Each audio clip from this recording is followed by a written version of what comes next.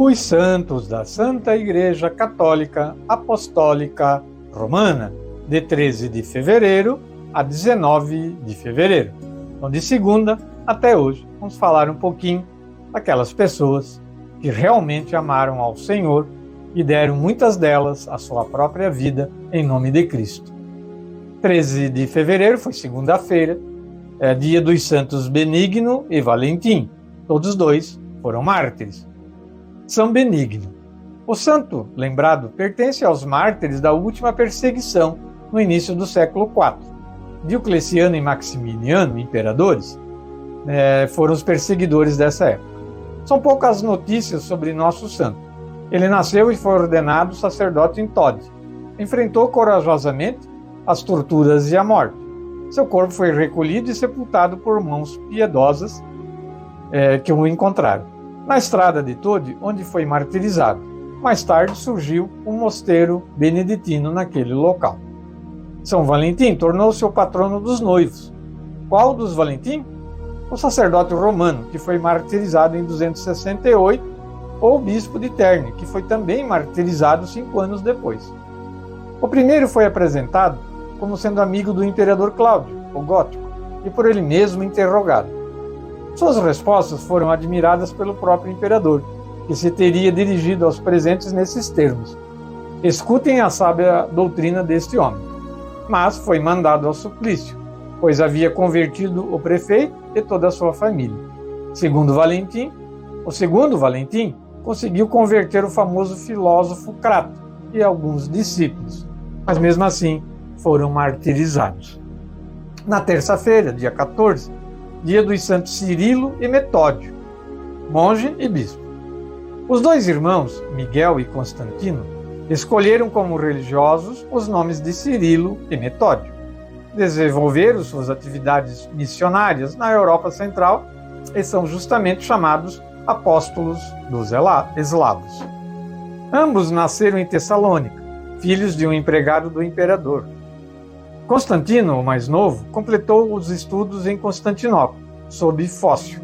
Foi ordenado sacerdote e iniciou a carreira de mestre. Miguel, no começo, seguiu a carreira política. Quando foi nomeado governador de uma província, desistiu para se fazer monge com o nome de Metódio.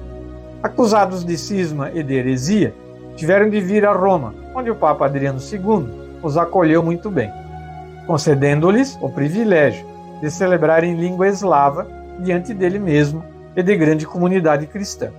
Era uma aprovação solene do método dos santos.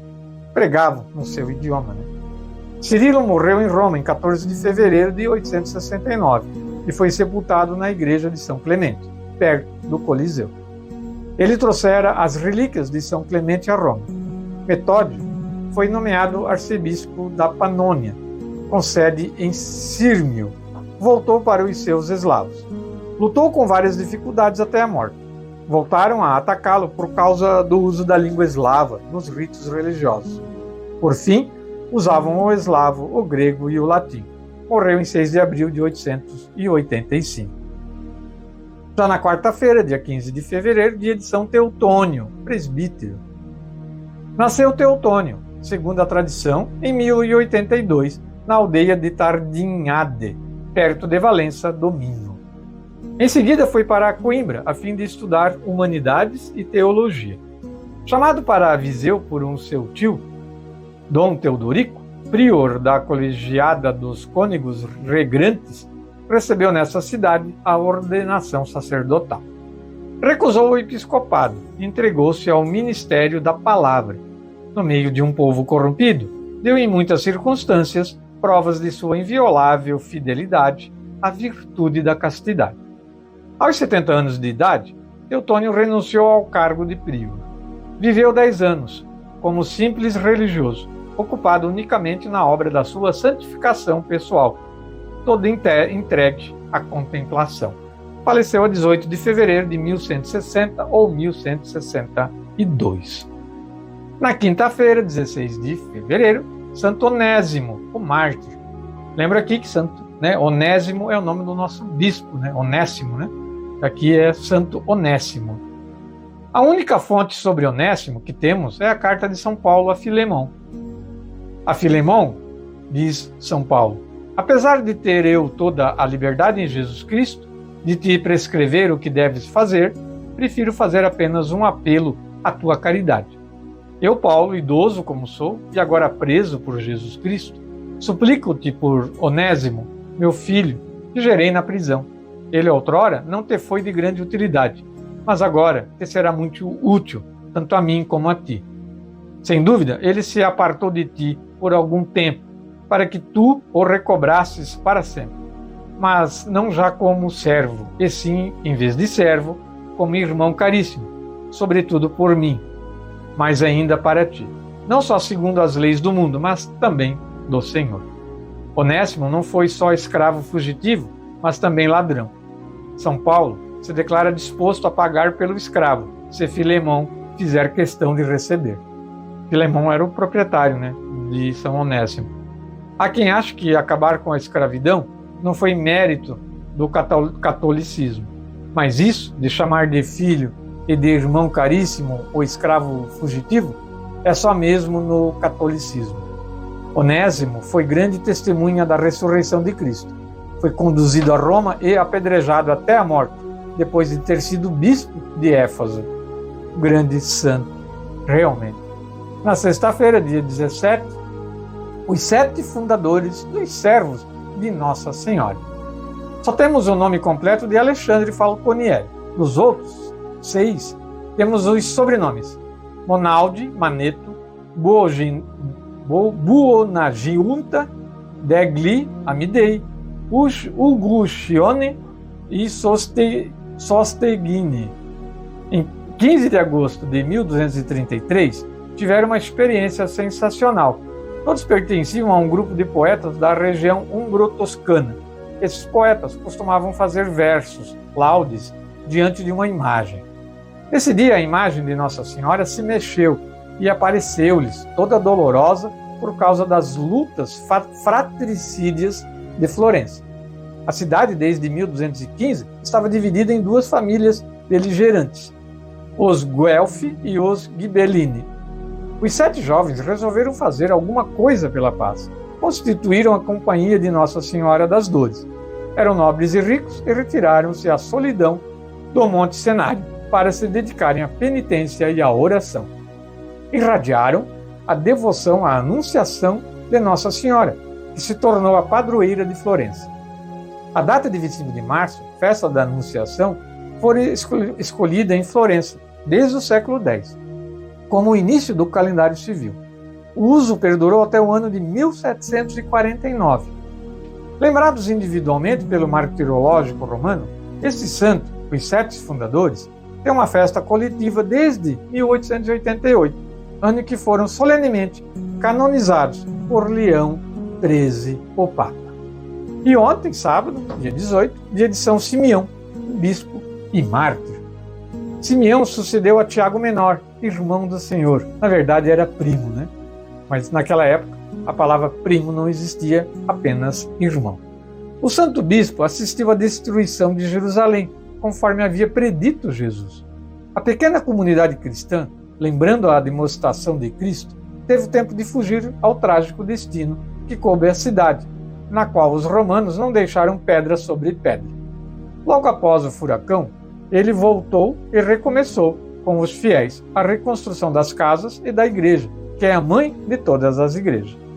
Houve muitas conversões, pois o acontecimento fez muita gente refletir sobre a mensagem evangélica. Havia pouco tempo sido rejeitada, que Jesus profetizou isso aí, a destruição de Jerusalém. Simeão teve longa vida. Por mais de 40 anos foi bispo de Jerusalém, quando foi martirizado na segunda grande perseguição desencadeada em todo o Império Romano. Ele já tinha mais de 100 anos. Depois da primeira perseguição, que atingiu só Roma, na qual Nero pusera fogo e culpado os católicos, houve um período de relativa paz. Sob o imperador Domiciano, houve uma perseguição dirigida mais à aristocracia romana, que começava a aderir à fé. Depois explodiu a perseguição de Trajano. O fim dessa perseguição não era tanto matar cristãos, mas fazê-los renegar a fé. A admirável firmeza com que os cristãos, os católicos, resistiam à retratação constitui uma página gloriosa na história da Igreja. Foi justamente sob Trajano que o Santo Bispo de Jerusalém associou-se a Cristo no suplício da cruz. Foi martirizado então. E hoje, domingo, é dia de São Corrádio de Placência, um religioso. Os ecologistas talvez não simpatizem muito com este santo, pois durante uma caçada a lebres e fazões, ele pôs fogo numa floresta. Os colonos se revoltaram porque tiveram muitos prejuízos. O governador, Galeazzo Visconti, condenou à morte o primeiro suspeito que apareceu, que na ocasião estava no bosque.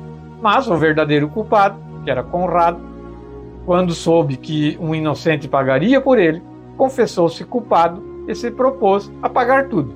Assim fez, tornando-se muito pobre. Mas ninguém conhece os caminhos do Senhor. O caçador incendiário ingressou na Ordem Terceira de São Francisco. Em 1315, abandonou a esposa, Eufrosina, que não quis perder para o marido e se fechou no convento franciscano de Santa Clara de Placência. Escolheu como habitação uma cela ao lado da Igreja do Crucifixo. A fama de sua santidade seguia-o como a sombra e comprometia a paz e o silêncio de que tanto gostava. Quando percebeu que as muitas visitas perturbavam sua vida de oração, Frei Conrado levantou o acampamento e foi humildemente para uma solitária gruta dos Pisoni, que foi depois chamada de Gruta de São Corrado. Ali ele morreu a 19 de fevereiro do ano de 1351. Então esse foi o santo que tacou fogo numa floresta. Esses textos eu trouxe do livro Um Santo para Cada Dia. Todos os santos da Santa Igreja triunfante roguem por nós, porque sim, nós somos pecadores. Vamos ouvir a música do Salmo do dia de hoje. Bendize, ó minha alma, ao Senhor, pois Ele é bondoso e compassivo. Em seguida a gente continua com o programa de hoje.